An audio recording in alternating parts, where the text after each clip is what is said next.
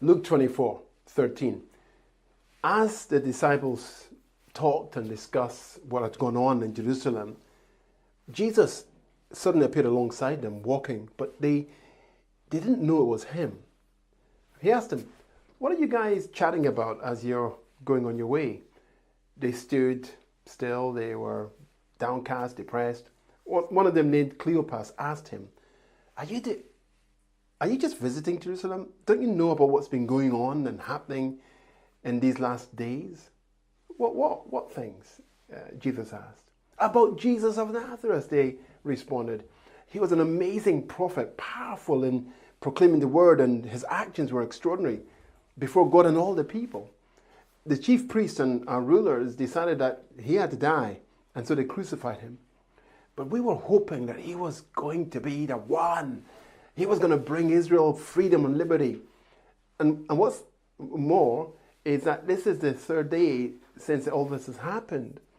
In addition, we had an amazing story. Some of the ladies went to the tomb where he was buried this morning, but they couldn't find his body. They said they saw visions of angels who proclaimed that he was alive.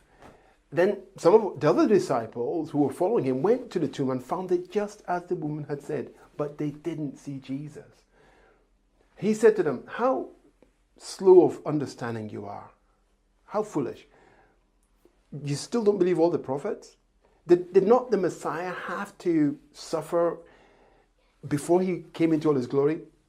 And then they started with all the books of Moses, right through to the prophets, to explain to them what the scriptures had said concerning Jesus. So as they approached the village that they were going to, Jesus continued on as if he wasn't going to stop. But they urged him, no, stay with us. It's nearly evening. The day is almost over. So he went to stay with them. When he was at the table, he took bread, thanked God for it. He broke the bread and began to give it to them. Then their eyes were opened and they recognized him. And in that moment, he disappeared from their sight. And they asked, "Wow, were not our hearts alight and alive and burning when he talked with us on the road, as he opened up the Bible to us?" And they got up and returned at once to Jerusalem. There they found the 11 and those with them assembled together and saying, "It's true, the Lord has risen. He's appeared to Simon." And then the two told what had happened to them on the way and how Jesus was recognized only at the point that he broke bread with them.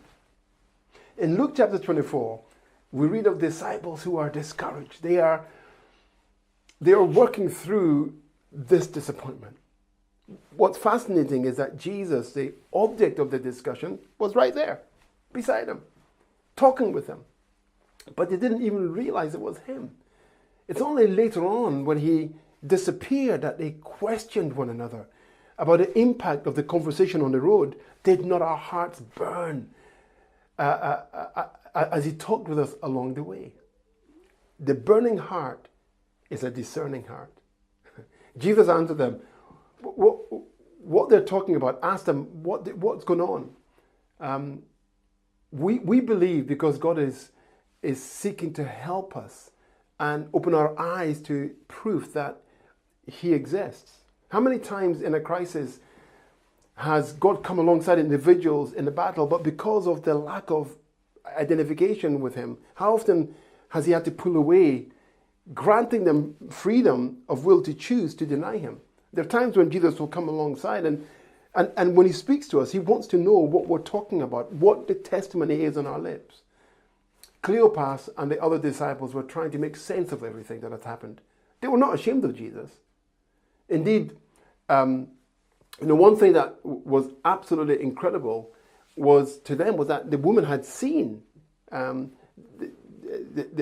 angel speaking to them. They found that incredulous. Even with the miraculous, even with the raising of the dead, people are still slow to believe.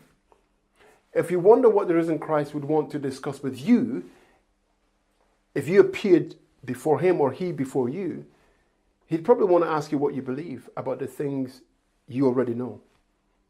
If you want to know what Christ would choose to do with you, he'd probably want to have a meal with you, to fellowship with you. So he'd want to ask you what you're talking about, what you're confessing. He'd want to sit down and fellowship with you. So we're told in the scriptures that in the middle of difficulties, Christ appears. Mary was a thorn in the garden. What did Jesus do? He appeared. Doubting Thomas, unsure, uncertain, he encountered the risen Christ. The disciples fishing, catching nothing, they encountered the risen Christ. And here, the discouraged disciples along the Emmaus road, they encountered the risen Christ. As you walk through your difficulty, open your eyes. You might just find that Jesus is walking beside you. Open your heart, and you might find that the very person that you need most is standing right there with you. I pray that God will give you eyes to see, discerning heart, and above all, when the Lord does come beside you and challenge you about what you believe, I pray that the testimony in your lips will be full of faith and courage towards Him, unashamed even in your disappointment. The Lord bless you. Have a great day.